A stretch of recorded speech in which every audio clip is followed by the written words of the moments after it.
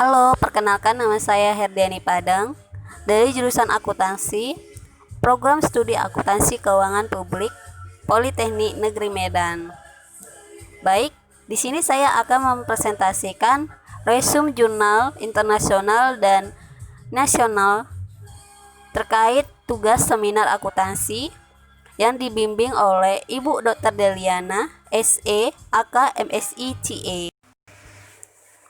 Baik, kita masuk ke jurnal yang pertama itu adalah jurnal internasional dengan judul artikel Integrating Religiosity into Fraud Triangle Theory Finding on Malaysian Police Officers dengan nama penulis Jamilah Muhammadul Alam, Julaidi Abdul Karim, dan Rajana Juhaida Johari.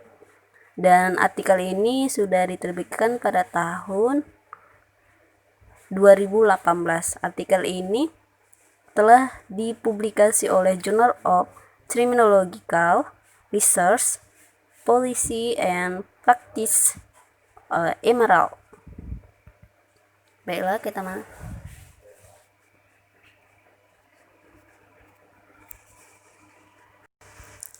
masuk ke latar belakang masalah. Latar belakang dalam masalah ini adalah menurut Association of Certified Fraud and Seminars pada tahun 2016, mayoriti hilangnya 5% dari pendapatan setiap tahun karena penipuan dalam suatu organisasi. Jadi 5% dalam pendapatan dalam suatu organisasi itu, 5%-nya itu hilang gitu. Kerugian total yang disebabkan oleh kasus-kasus dalam studi mereka melebihi 6,3 miliar US dollar gitu. Dengan kerugian rata-rata per kasus 2,7 juta US dollar. Dan menurut Association of Certified Fraud and Seminars pada tahun 2014 mengklasifikasikan penipuan atau tindakan kecurangan itu menjadi dua kelompok, yaitu mereka yang melakukan penipuan untuk kepentingan organisasi mereka dan mereka yang melakukan terhadap diri mereka untuk kepentingan sendiri gitu. Jadi mereka melakukannya untuk kepentingan sendiri dan merugikan si organisasi itu gitu. Penipuan terhadap suatu organisasi dikenal sebagai penggelapan karyawan atau penipuan pekerjaan. Contohnya penggelapan karyawan itu adalah sebenarnya itu karyawannya itu tidak ada gitu, tapi di dalam penggajiannya mereka menempatkan bahwa karyawannya itu berjumlah segini gitu. Jadi uang yang dikeluarkan itu akan lebih besar. Dalam korupsi, seorang karyawan mempengaruhi transaksi bisnis yang melanggar tugasnya kepada majikan, mendapatkan manfaat langsung atau tidak langsung, seperti skema yang melibatkan suap atau konflik kepentingan. Gratifikasi ilegal. Dalam penipuan laporan keuangan, seorang karyawan dengan sengaja menyebabkan distorsi atau kelalaian informasi dalam laporan keuangan organisasi, seperti mencatat pendapatan fiktif, mengecilkan pengeluaran yang dilaporkan, atau menggelembungkan aset yang dilaporkan secara artifisial. Berbagai penelitian berpendapat bahwa korupsi, penyalahgunaan kekuasaan, dan masalah disiplin sering terjadi karena kurangnya nilai-nilai agama, integritas, masalah etika, dan egoisme pelaku. Hamzah tahun 2015 dan Sam Yusuf pada tahun 2015. Makalah ini bagaimanapun bertujuan untuk mengeksploitasi faktor-faktor yang berkontribusi terhadap penyalahgunaan aset di kalangan petugas kepolisian Malaysia pada khususnya.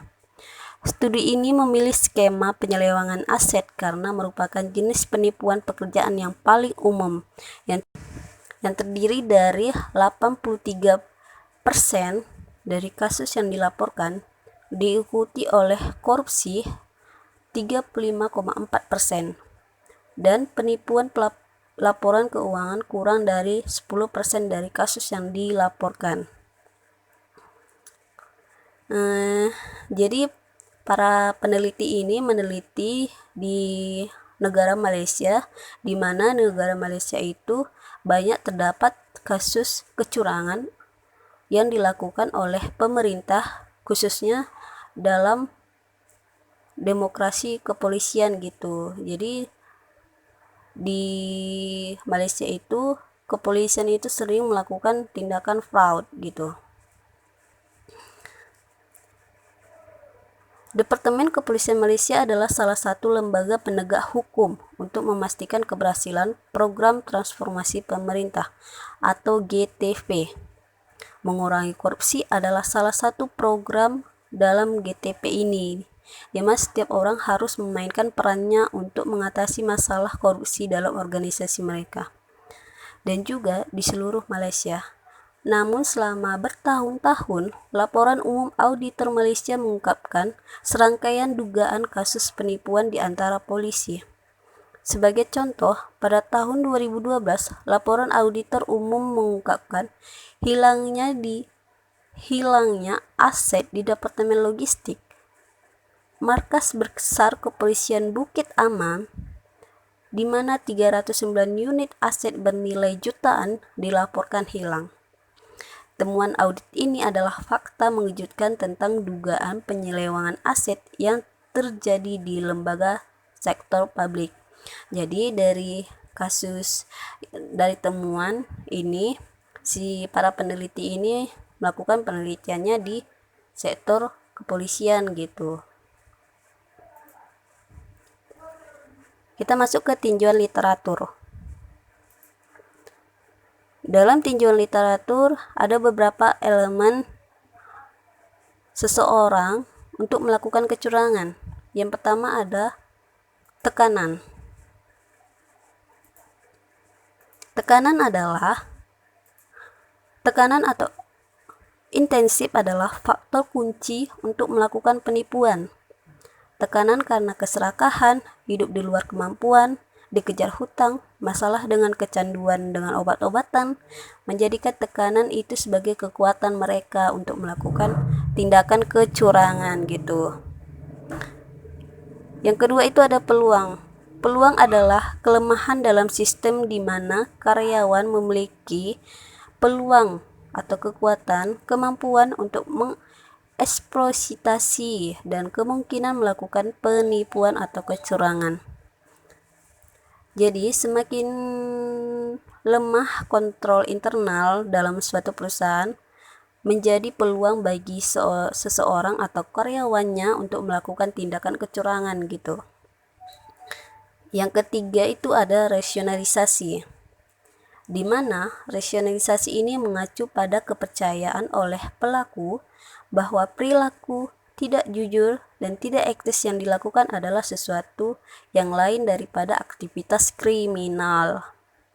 Jadi dia merasa perbuatannya itu tidak bersalah gitu, merasa tindakannya itu sebenarnya benar dan itu bisa diterima oleh masyarakat gitu. Salah satu contoh mereka bisa berpikir begitu adalah mereka berpikiran bahwa memang organisasinya itu membayar dia itu sedikit gitu, jadi dia berhak untuk mengambil bagian dari perusahaan itu gitu. Jadi contoh lainnya itu adalah mengambil uang dalam suatu perusahaan dan mereka menganggap itu adalah sebagai pinjaman tetapi tidak dipulang-pulangkan gitu. Itu adalah faktor rasionalisasi. Tambahan yang keempat itu adalah faktor regionalitas, di mana di masyarakat Malaysia itu dikenal bahwa negaranya itu mayoritas agamanya adalah Muslim. Setiap orang yang mengklaim dirinya sebagai Muslim harus memiliki keyakinan dan kepercayaan sejati pada 6 pilar iman. Dalam penjelasan sederhananya adalah seorang individu yang saleh dan memiliki pengetahuan yang kuat tentang agama mereka akan dapat membedakan diri mereka dari perilaku buruk. Dengan demikian, ia akan menghindari terlibat dalam kegiatan penipuan karena mereka dilarang oleh agamanya gitu. Al-Khalid pada tahun 1994 dalam penelitiannya menyebutkan bahwa regionalitas dalam konteks Islam berfungsi sebagai mekanisme yang melindungi orang dari godaan kriminal dengan menempatkan konsep hukum dalam yurisdiksi agama. Studi terbaru juga mendukung hubungan antara regionalitas dan kegiatan penipuan. Misalnya, tetapi pada Jawabi et al. Pada tahun 2011 melaporkan korelasi negatif yang signifikan antara agama dan perilaku yang kecurangan gitu. Jadi menurut Jawabi pada tahun 2011 itu mengemukakan bahwa korelasi negatif antara regionalitas terhadap tindakan seseorang melakukan kecurangan gitu. Kita masuk ke tujuan penelitian. Metode penelitian yang digunakan dalam artikel ini atau penelitian ini dikumpulkan dari 186 pejabat polisi kerajaan Malaysia yang berada di Malaysia termasuk Sabah dan Sarawak berdasarkan survei kuesioner. Sampel yang dipilih secara acak dan hanya dianggap responden muslim gitu. Jadi yang dianggap yang berhak mendapatkan kuesioner ini adalah si responden muslim dan polisi dari kerajaan Malaysia gitu. Kuesioner ini menggunakan skala penilaian tipe Likert 7 poin mulai sangat tidak setuju hingga sangat setuju. Penelitian ini menganalisis data yang mengumpulkan menggunakan statistik deskriptif, analisis faktor, dan regresi cross-seksional. Penelitian ini bertujuan untuk mengeksplorasi hubungan sebab dan akibat dari 4 variabel, yaitu tekanan, peluang, regionalisasi, dan regionalitas dalam pengaruhnya untuk mencegah penyalahgunaan aset di antara pejabat polisi kerajaan Malaysia. Kita masuk ke hasil penelitian.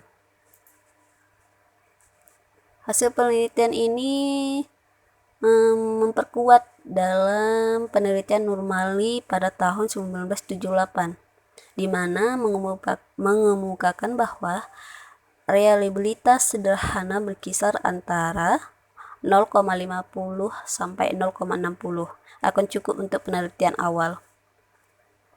Dan Leo Vital pada tahun 2004 menyebutkan bahwa nilai 0,60 dapat diterima gitu. Jadi hasil yang diperoleh di sini adalah menyimpulkan peran penting dari tekanan, peluang, rasionalisasi anggota staf untuk melakukan penipuan, sementara regionalitas bertindak sebagai mekanisme pencegahan. Tekanan hidup, terutama masalah keuangan ketika dianggap tidak dapat dibagikan, membuat seseorang dalam situasi putus asa. Beberapa individu mungkin kehilangan kewarasan atau penilaian mereka untuk menyelesaikan masalah mereka gitu. Jadi mereka melakukan penipuan gitu. Lebih lanjut, sebuah peluang juga berkontribusi pada keterlibatan seseorang dalam penipuan, sebagaimana didukung oleh hipotesis tentang hubungan positif antara peluang dan penyalahgunaan aset gitu. Jadi, hasil penelitian ini menunjukkan karakteristik tipikal penipu untuk membuat serangkaian alasan dan rasionalisasi untuk menghilangkan perasaan bersalahnya gitu. Selain itu, hasilnya membentuk hubungan negatif antara religiusitas dan kegiatan penipuan. Dan pada akhirnya, temuan penelitian ini menunjukkan bahwa beberapa pejabat polisi telah dituduh melakukan penyelenggaraan sebagai norma dalam peran mereka sehari-hari. Meskipun sejumlah kurang dari 1%, orang-orang ini termasuk merusak reputasi seluruh lembaga penegak hukum. Jadi mereka sudah dipercayakan oleh masyarakat, tetapi mereka menyalahgunakan kepercayaan masyarakat itu gitu. Karena itu, departemen harus menerapkan kontrol internal yang lebih sistematis untuk membangun kepercayaan di antara para pemangku kepentingan dan meningkatkan tingkat integritas mereka gitu. Tanggapan saya terhadap artikel ini, yang pertama itu, kelebihannya itu adalah artikelnya sudah sangat baik dan latar belakang dalam masalah secara umum sudah dapat digambarkan, dan masalah yang dialami si peneliti itu sangat membuktikan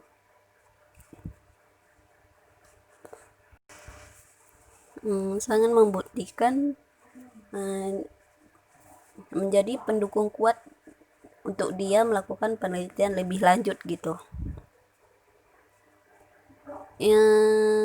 Tetapi di dalam latar belakang masalah, saya tidak dapat menemukan batasan dalam penelitian ini gitu. Jadi saran saya, sebaiknya dibuat batasan masalah seperti tahun berapa data perusahaan yang ditelitinya gitu. Kelebihan lainnya sudah memaparkan metode yang lebih efektif dari penelitian sebelumnya. Masalah yang dijabarkan merupakan masalah yang terbaru sehingga penelitiannya relevan untuk diteliti gitu. Banyak kelebihan lainnya seperti mencantumkan tabel dan grafik sehingga memudahkan pembaca lebih memahami isi penelitian. Baik, kita masuk ke jurnal yang kedua, yaitu Jurnal Nasional, dengan judul artikel The Effect of Individual Morality and Internal Control on the Propensity to Commit Fraud, Evidence from Local Governments, dengan nama penulis itu Novita Puspasari. Artikel ini telah diterbitkan pada tanggal 6 Maret tahun 2016. Artikel ini dipublikasi oleh Journal of Indonesian Economy and Business volume 31 number 2 pada tahun 2016. Artikel ini sudah terindeks oleh Sinta. Langsung saja kita masuk ke latar belakang masalah. Di sini si peneliti itu mengungkapkan bahwa sistem keuangan tidak lagi kebal sejak reformasi negara di Indonesia gitu. Dengan perspektif keuangan terutama di lembaga-lembaga pemerintah. Reformasi yang telah menciptakan dasar hukum untuk membangun beberapa peraturan mengenai daerah otonom.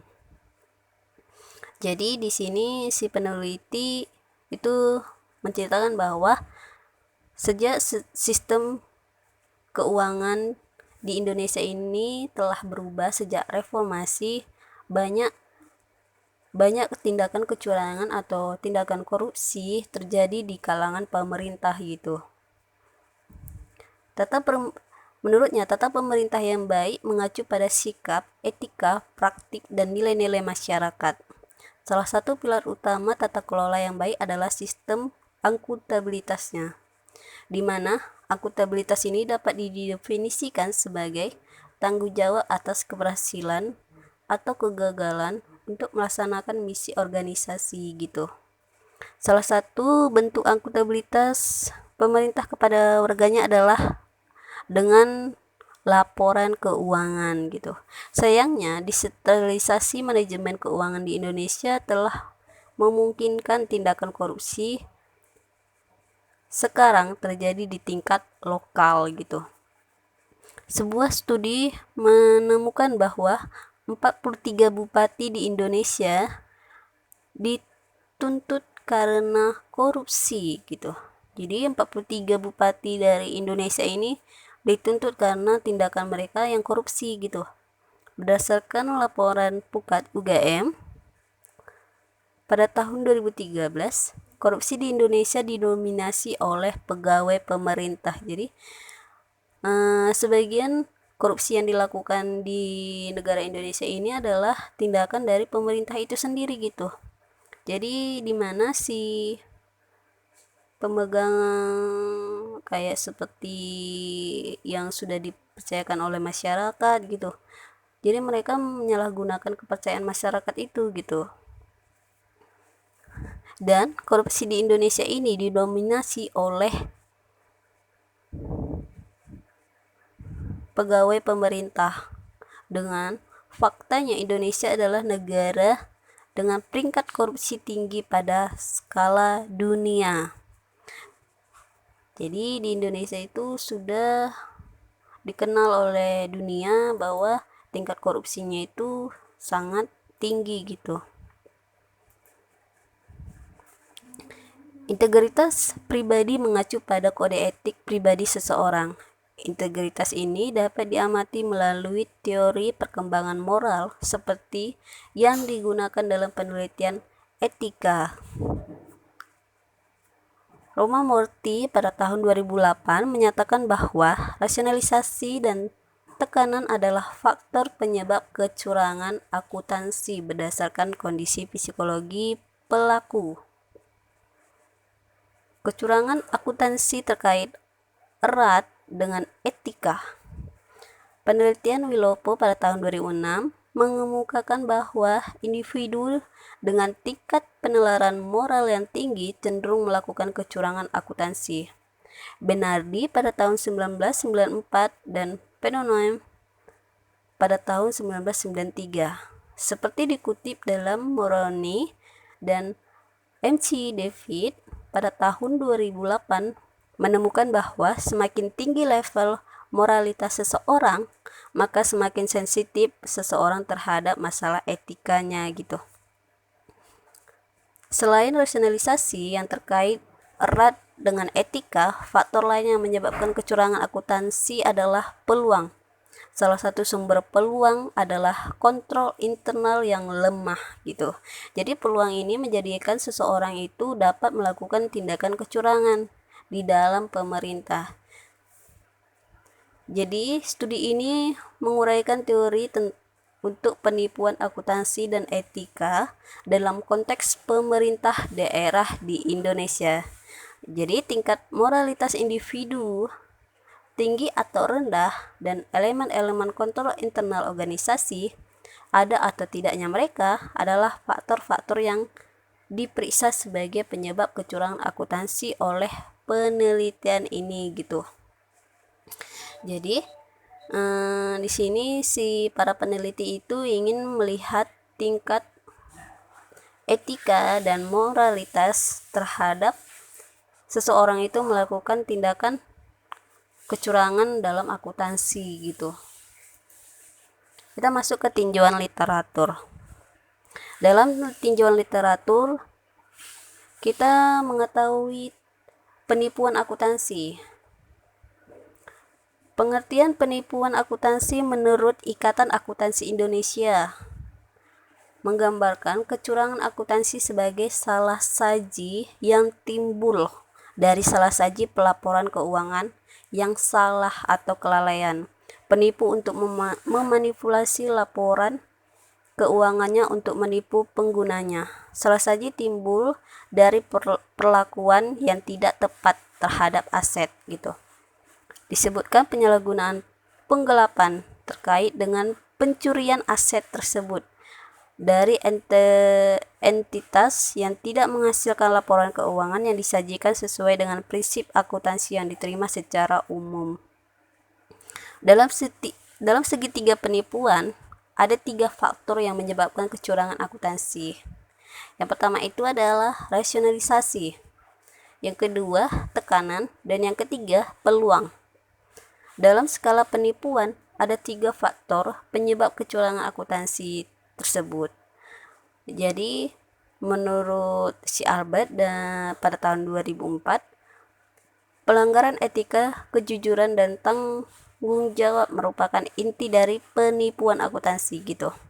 Masalah etika yang disebabkan oleh rasionalisasi dan dengan beberapa ekspresi faktor tekanan dapat dikaitkan dengan penipuan yang melihat kondisi individu.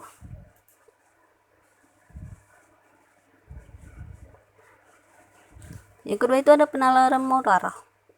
Menurut MC File pada tahun 2009 menyatakan bahwa moral berkembang melalui 3 tahap, yaitu tahap pra-konfesional, konfesional, dan pasca konfesional. Si Walton pada tahun 1994 menyatakan bahwa kemampuan individu untuk menyelesaikan dilema etis dipengaruhi oleh tingkat penalaran moral mereka gitu. Pada tahap terendah, seseorang individu akan melakukan sesuatu tindakan karena mereka merasa takut dengan hukum atau aturan.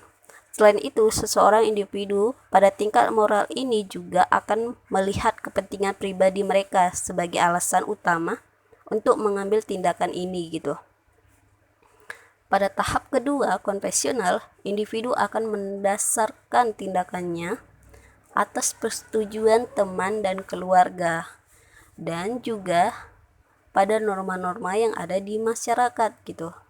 Dan pada tahap yang tertinggi, yaitu pasca konvensional, individu mengambil tindakan sehubungan dengan kepentingan orang lain, dan tindakan tersebut didasarkan pada hukum universal. Yang ketiga itu ada kontrol internal. Menurut Mulyadi pada tahun 1998, ada 4 elemen dasar yang perlu diperhatikan, yaitu struktur organisasi yang memisahkan tanggung jawab fungsional perusahaan. Yang kedua, sistem otoritas dan prosedur pencatatan yang memberikan perlindungan yang memadai terhadap aset, utang, pendapatan, dan pengeluaran. Yang ketiga, pembentukan praktik sehat untuk melaksanakan tugas dan fungsi dalam organisasi. Yang keempat, karyawan yang kualitasnya sesuai dengan tanggung jawab mereka gitu. Jadi pengendalian internal adalah faktor penting untuk memastikan akuntabilitas keuangan lembaga pemerintah daerah itu wajar gitu, baik gitu. Setiap satuan kerja menerima dan menggunakan anggaran untuk menjalankan tugas dan fungsinya gitu, harus benar-benar menjalankannya itu gitu. Oleh karena itu, ia memiliki kewajiban untuk membuat laporan keuangan yang merinci penggunaannya agar anggaran tersebut dinilai baik gitu. Dengan tidak adanya elemen kontrol internal dalam suatu organisasi, individu dengan tingkat penalaran moral yang lebih rendah cenderung mengeksploitasi kondisi ini untuk penggunaan pribadi mereka gitu. Atau kepentingan pribadi kondisi ini sesuai dengan yang ada di tingkat prakonvensional, tingkat kolot gitu. Baik, kita masuk ke tinjauan penelitian. Metode penelitian yang dilakukan adalah serangkaian prosedur yang harus dilakukan oleh para peserta yang memungkinkan percobaan dijalankannya sesuai dengan memanipulasi yang direncanakan. Setiap peserta yang diberi amplop, skor penilaian mereka akan digunakan untuk mengukur tingkat penalaran moral mereka gitu. Jadi peserta itu diberi skenario yang berisi informasi tentang peran mereka dalam percobaan. Jadi jawaban mereka itu disertakan di dalam amplop gitu.